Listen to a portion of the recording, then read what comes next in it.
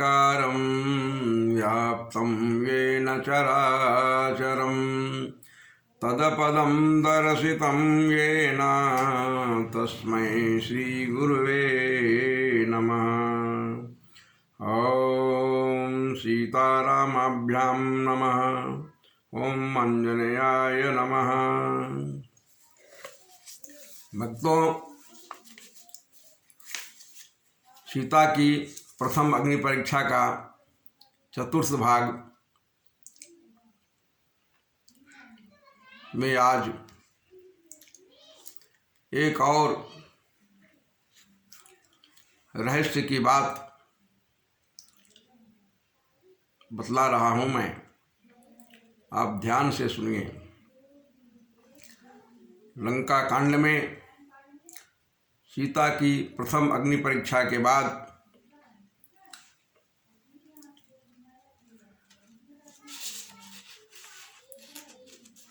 सारे देवता सिद्ध गण गगन मंडल में विराजमान हैं।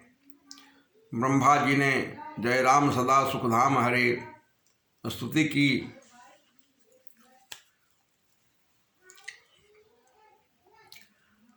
और प्रसंग यहाँ तक हुआ था, विनय किन्ने चतुरानन प्रेम पुलक यति गात शोभा सिंधु विलोकत लोचन नहीं अघात। अब आगे हम सुनेंगे ब्रह्मा जी की स्तुति के बाद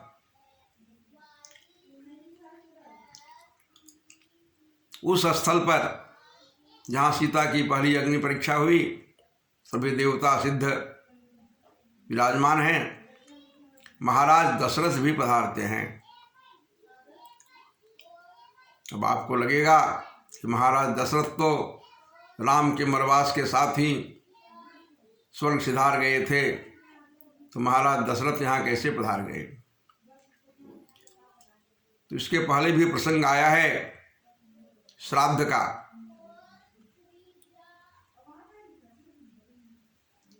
सीता ने बालू का पिंड ही प्रदान कर दी थी, दशरथ के हाथ दोनों निकल आए थे पिंड ग्रहण करने के लिए। तो स्वर्ग से देवताओं के साथ महाराज दशरथ भी पधारे हैं। उस प्रसंग को सुनिए गोस्वामी तुलसीदास के रामचरितमानस में क्या कहा। ते ही अवसर, गौर कीजिए, ते ही अवसर दशरथ तह आए, ते ही अवसर दशरथ तह आए,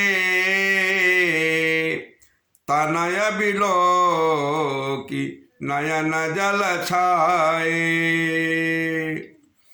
अनुज सहित प्रभु, अनुज सहित प्रभु वंदन किन्हा, आशीर्वाद पिता तब दिन्हा।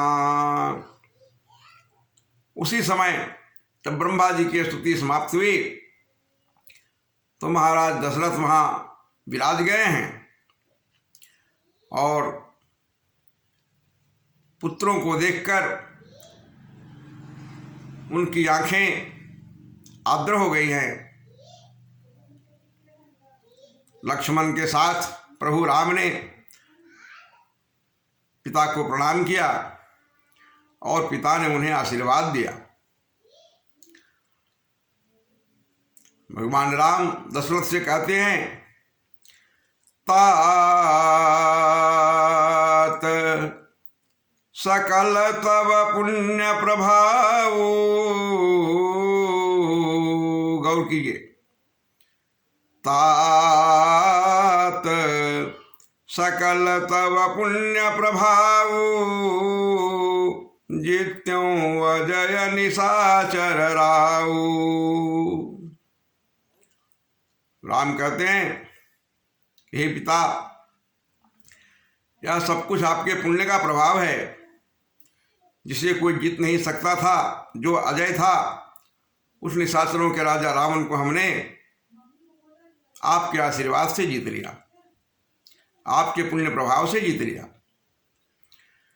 सुनि सुत बचना, सुनि सुत बचना,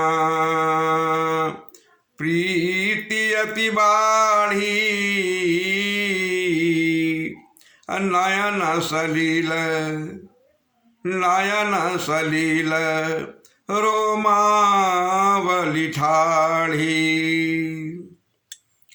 पुत्र राम की बात सुनकर दशरथ के हृदय में प्रीति बढ़ गई, इतनी बढ़ी आंखें फिर से अश्रुपूर्ण हो गई और शरीर रोमांचित हो गया, रोम रोम खड़े हो गए दशरथ के। आगे सुनिए प्रभु राम ने क्या किया।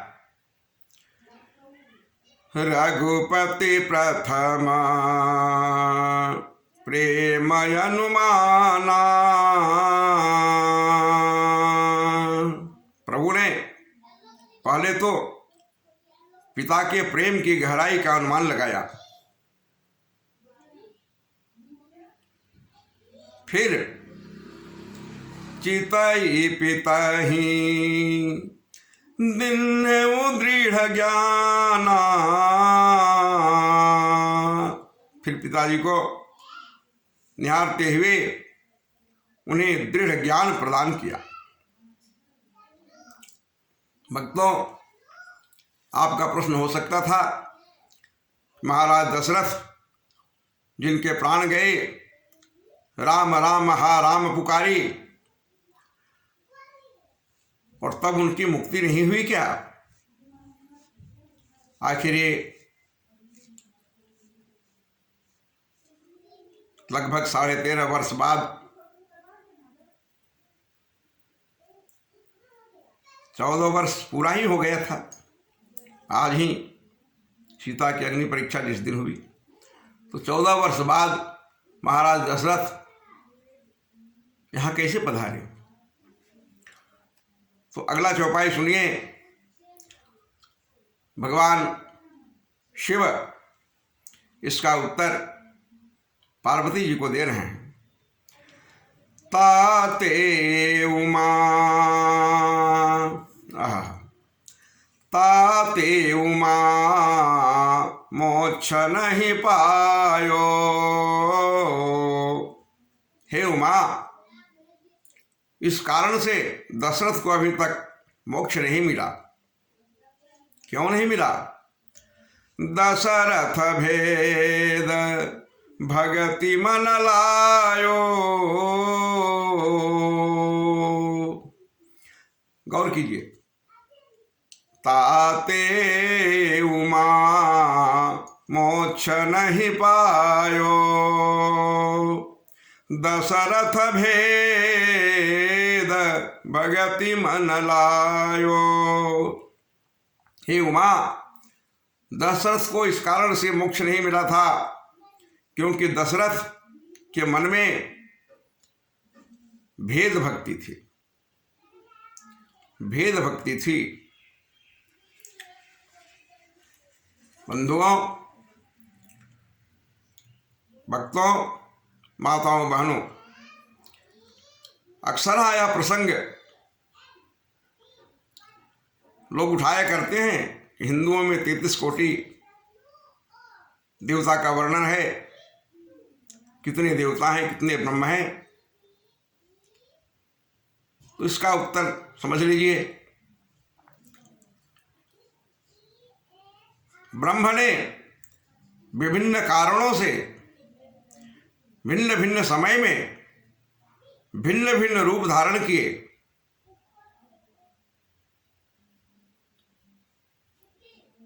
वही ब्रह्मा है, वही विष्णु है, वही महेश है, वही आदि शक्ति है, और जितने भी देवताओं का वर्णन है सब उन्हीं का स्वरूप है। इसलिए अपने मन से भेद बुद्धि निकाल दे, सब एक ही के रूप हैं, अनेक। उदाहरण के लिए एक बालक जन्म लेता है तो उसे लोग बच्चा कहते हैं। फिर वो विद्यालय पढ़ने के लिए जाता है तो लोग उसे छात्र के रूप में देखते हैं। फिर वो पढ़ लिख कर ऑफिसर बन जाता है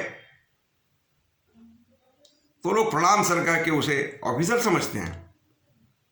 और फिर वो रिटायर करके घर पर बैठ जाता है तो लोग उसे वृद्ध समझते हैं। और फिर एक दिन ये प्राण पखेरु चले जाते हैं तो वह शव कहा जाता है। और इतना ही नहीं, हमारे सनातन धर्म में तो उसके बाद भी संबंध जुड़ा रहता है। फिर वह व्यक्ति उस कुल का पितृ बन जाता है, पूर्वज बन जाता है, पुरखा बन जाता है। तो एक ही व्यक्ति के भिन्न भिन्न अवस्थाओं में भिन्न भिन्न कारणों से भिन्न भिन्न रूप दिखाई पड़ते हैं। इसी प्रकार ब्रह्म भी एक बार विचार किया, ईशावास्योपनिषद में यह प्रसंग आया है, एको अहम बहुश्याम, मैं एक से अनेक हो जाऊं। और विभिन्न समयों में विभिन्न कारणों से भिन्न भिन्न रूपों को उसने धारण किया। वह ब्रह्म है एक ही। बोलिए सियावर रामचंद्र की जय। आगे कहते हैं भगवान शिव, सगुणोपासक मोक्ष न लेहि, तीन कहूँ राम भगति निज देहि।